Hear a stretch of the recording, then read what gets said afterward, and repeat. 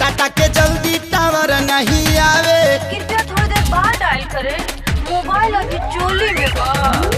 Airtel busy बतावे टाटा के जल्दी टावर नहीं आवे।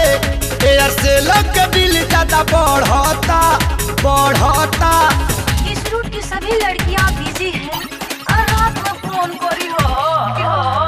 ले लाए डार्लिंग बोटा फोन हॉच बच देना धराता।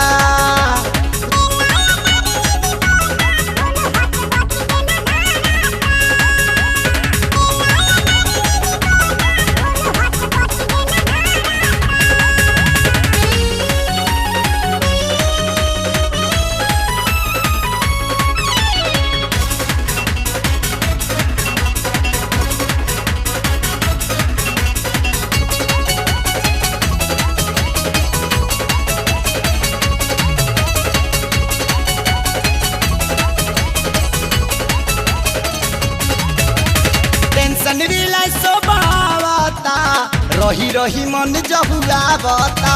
डोको मोनाया आइल बा हमरा न तनिको भावता। टेंशन रिलैक्स बहावता। रही रही मन जहुआवता। डोको मोनाया आइल बा हमरा न तनिको भावता। MTNL बा घरे घरे भइल रहेला कतही ना धरे। BSNL से मन बड़ा डरता। आपकी कॉल कनेक्ट नहीं की जा सकती है। अरे पैसा डरालो ना। ले ला करे जा बोटा फोन हॉच बच देना धराता।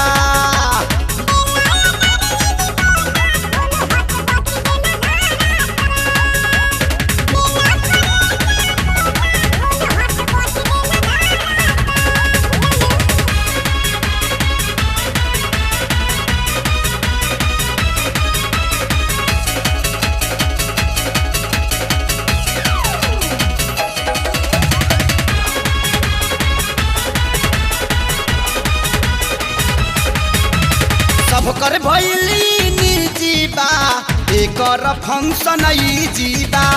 गाना सुनाइला फिल्म देखाई नाई तनिको बिजी बा। सब कर भइली निजी बा एकर फंक्शन जीवा। गाना सुनाइला फिल्म देखाई नाई तनिको बिजी बा। सबका घरे बावे कि नाई एही से मन तहर बाय गुताइल। बोल काहे जिया हहराता। इस मोबाइल की स्विच ऑफ है, कहाँ जाने मोना कब खोली। ले लाए मैडम बोटा फोन हॉच बच देना धराता।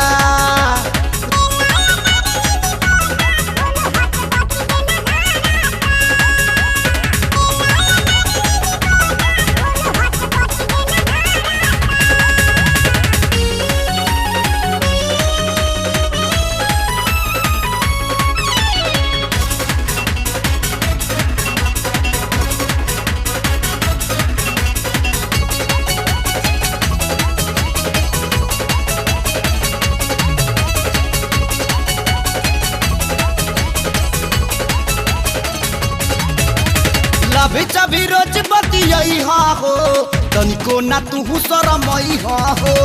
हम त ले बनी आइडिया के ओही से हच के लड़ई हो। लभी सभी रोज बतियई हो तनिको ना तू शरमई हो।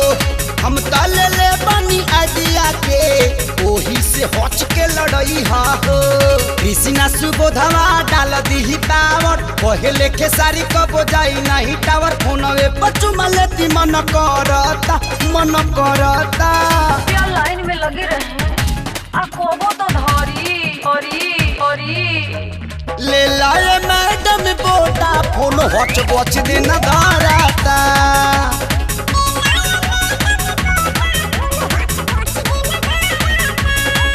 एयरटेल बीजी बतावे टाटा के जल्दी टावर नहीं आवे एयरसेल के बिल ज्यादा बढ़ता